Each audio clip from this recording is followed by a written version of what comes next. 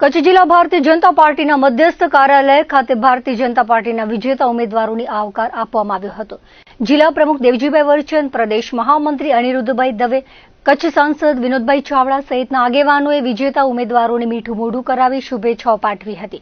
સ્થાનિક સ્વરાજ્યની ચૂંટણીમાં જીત મેળવનાર ભુજ નગરપાલિકા સહિતના ઉમેદવારોનું ઉષ્માભેર અભિવાદન કરવામાં આવ્યું હતું। નોંધનીય છે કે કચ્છની જિલ્લા પંચાયત, મહાનગરપાલિકા, 5 નગરપાલિકાઓ અને 9 તાલુકા પંચાયતમાં ભાજપાની બમ્પર જીત થઈ છે। કચ્છભરમાં ભારતીય જનતા પાર્ટીના કાર્યકરો અને સમર્થકોએ જીતની ઉષ્માભેર ઉજવણી કરી હતી। સ્થાનિક સ્વરાજ્યની ચૂંટણીના પરિણામો આવ્યા છે તે સર્વત્ર કચ્છ જિલ્લામાં ભારતીય જનતા પાર્ટીનો ભગવો લહેરાયો છે। સમગ્ર કચ્છમાં અત્યાર સુધી જે કંઈ વર્ષો પહેલાંની વાત કરીએ તો અમે એવી કેટલી જિલ્લા પંચાયતો છે જે 30 વર્ષ થયા, 35 વર્ષ થયા જીત્યા ને તે જીત્યા છીએ। અને જે પ્રકારે અમારે મહાનગરપાલિકા, જિલ્લા પંચાયત, 5 નગરપાલિકાઓ, 9 તાલુકા પંચાયતો બધામાં સાર્વત્રિક રીતે ભારતીય જનતા પાર્ટીની બોડી બનવાની છે। ત્યારે હું સમગ્ર જનતા જનાર્દનનો અત્રેથી આભાર માનું છું।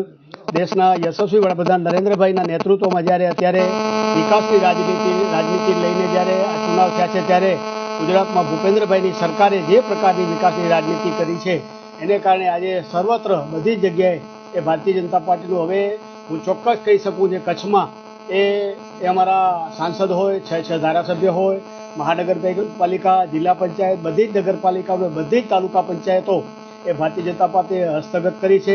મિત્રો, ગત ચૂંટણીમાં જે 2 તાલુકા પંચાયતો અમે અબડાસા અને લખપત એ નહોતા જીતી શક્યા, આ વખતે અમે બંને લખપત અને અબડાસા તાલુકા પંચાયતો પણ જીતી છે।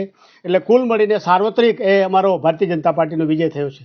ભુજને લાગે વળગે ત્યાં સુધી ભારતીય જનતા પાર્ટીનું સમગ્ર સંગઠન પણ ઈચ્છે છે કે એ મહાનગરપાલિકામાં જાય, એટલા માટે સમગ્ર અમારી ટીમ, સાંસદ, અમારા સ્થાનિક ધારાસભ્યશ્રી સૌએ અમે ઉપર સુધી રજૂઆત કરી છે અને અમને ભરોસો છે કે સરકાર એની પ્રક્રિયાઓ બધી પૂરી થશે પછી મને એવું લાગે છે કે એ દિશામાં વિચારશે એવું અમને લાગે છે।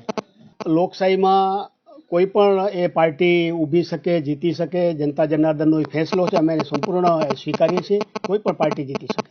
સ્થાનિક સ્વરાજ્યની ચૂંટણીઓની અંદર જે પ્રકારે આખા ગુજરાતની અંદર એક જલવંત વિજય ભારતીય જનતા પાર્ટીને મળ્યો છે ત્યારે હું દેશના યશસ્વી વડાપ્રધાન શ્રી નરેન્દ્ર મોદી સાહેબ, કેન્દ્રીય ગૃહમંત્રી શ્રી અમિતભાઈ શાહ સાહેબ, એમનો હૃદયથી ધન્યવાદ કરું છું એમના નેતૃત્વમાં અને વિશેષ માર્ગદર્શનમાં ગુજરાત રાજ્યના મુખ્યમંત્રી શ્રી ભૂપેન્દ્રભાઈ પટેલ સાહેબ અને અમારા પ્રદેશ અધ્યક્ષ આદરણીય શ્રી જગદીશભાઈ વિશ્વકર્માના માર્ગદર્શનમાં જે સ્થાનિક સ્વરાજ્યની ચૂંટણીઓ લડાણી અને એમાં પણ વિશેષ જો કચ્છની વાત કરીએ, કચ્છ જિલ્લા ભાજપના પ્રમુખ શ્રી અમારા દેવજીભાઈના નેતૃત્વમાં આ બધી ચૂંટણીઓ થઈ। પ્રદેશ મહામંત્રી અને ધારાસભ્ય શ્રી માંડવી આપણા આદરણીય શ્રી અનિરુદ્ધભાઈ, અમારા અન્ય 5 ધારાસભ્યશ્રીઓ, અમારી પાર્ટીના 3 મહામંત્રીશ્રીઓ ભાઈ શ્રી ધવલભાઈ, ભીમજીભાઈ, હિતેશભાઈ અને મેં કીધું એમ અમારી જે કાર્યકર્તાની ટીમ છે, અમારા આગેવાનો છે, સૌ સાથે મળી કરીને અમે કચ્છની અંદર જે આ ચૂંટણી લડ્યા હતા એમાં પહેલી વખત કચ્છની અંદર એક ઐતિહાસિક વિજય પ્રાપ્ત થયો છે।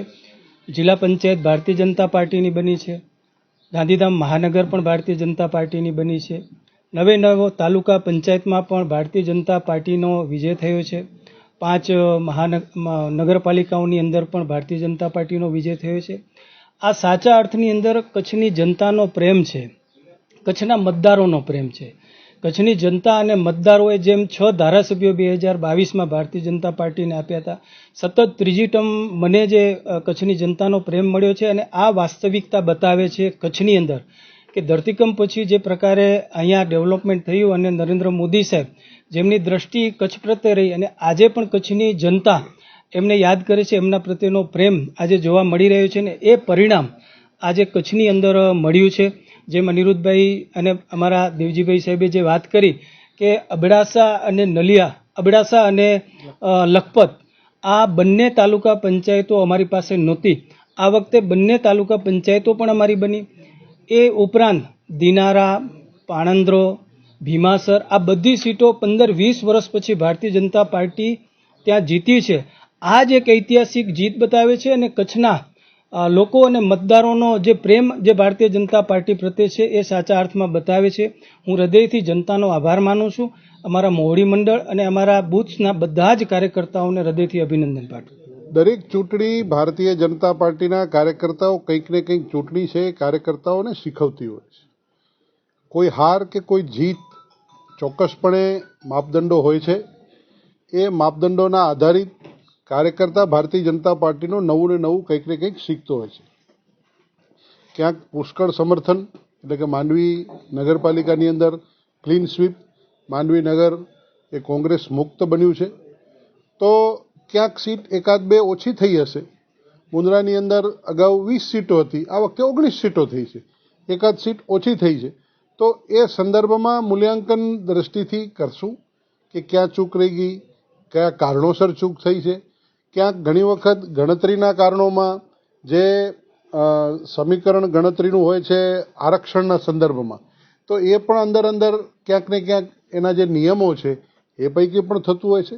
એટલે હાર એ ભારતીય જનતા પાર્ટીની છે જ નહીં.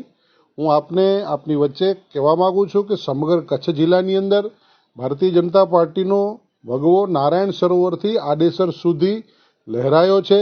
અગાઉની તાલુકા પંચાયતો લખપત અને અબડાસા નથી એ ભારતીય જનતા પાર્ટીની બની છે. સમગ્ર જિલ્લા પંચાયત પણ ભારતીય જનતા પાર્ટીની બની છે. અને ભારતીય જનતા પાર્ટીના કાર્યકર્તાઓ યશસ્વી અને તપસ્વી પ્રધાનમંત્રી મોદી સાહેબના નેતૃત્વમાં અને ગુજરાતના મૃદુ અને મક્કમ મુખ્યમંત્રી ભૂપેન્દ્રભાઈ પટેલ સાહેબની નેતૃત્વની ગુજરાતની ડબલ એન્જિનની સરકારમાં વિકાસના કાર્યોને નીચે સુધી પહોંચાડ્યા છે. એટલે જ પ્રજાએ મત આપે છે. દરેક ચૂંટણી છે એ કંઈક ને કંઈક માપદંડો લઈને આવતી હોય છે. એ માપદંડોની અંદર વિકાસના ભાથાને, વિકાસની તૈયારીઓને, વિકાસના કામને જન સમર્થન લોકોએ આપ્યું છે. ભારતીય જનતા પાર્ટીના સૌ કાર્યકર્તાઓ ખભે ખભા મિલાવી અને ભારતીય જનતા પાર્ટીને જીતાડવા માટેના તનતોડ પ્રયત્નો કરતા હોય છે. હાર કે જીત, તમે મારો આપને સીધો વાત છે કે જે 2 તાલુકા પંચાયતો નથી એના ઉપર આપનું ધ્યાન જવું એ આવશ્યક છે. કે જે કોંગ્રેસ પાસે 2 તાલુકા પંચાયતો નથી એને જીતીને બતાવી છે. એ ભારતીય જનતા પાર્ટીના કાર્યકર્તાઓ જીતીને બતાવી છે. એ ભારતીય જનતા પાર્ટીના વિકાસના કામોને કારણે જીતાય છે. એ ભારતીય જનતા પાર્ટીના દેશના મોદી સાહેબ અને ગુજરાતના મુખ્યમંત્રી સાહેબના ડબલ એન્જિનના સરકારના કામે અને સંગઠનના નેતૃત્વના કામે જીતી છે. એ દ્રષ્ટિથી મૂલવવું જોઈએ. દરેક વખતે ચૂંટણીની પેટર્ન અલગ અલગ રહેતી હોય છે. દરેક વખતે ચૂંટણીનું મૂલ્યાંકન પણ અલગ અલગ હોતું હોય છે. એટલે આજે તો જીતનો વિશ્વાસ અને જીતનો વિજય આપના માધ્યમથી સમગ્ર સ્થાનિક લોકોને અભિનંદન આપવાનો છે, કાર્યકર્તાઓને પ્રોત્સાહિત કરવાનો છે, નેતાગીરીનો આભાર માનવા માટેનો છે. બાકી આ બધા જે પ્રશ્નો છે આપના એ અત્યારે સ્થાનિક ઉદ્ભવેલા છે એવું કશું હોતું નથી. અને એ પ્રચાર પ્રસારની પદ્ધતિ અલગ અલગ દર વખતે હોતી હોય છે.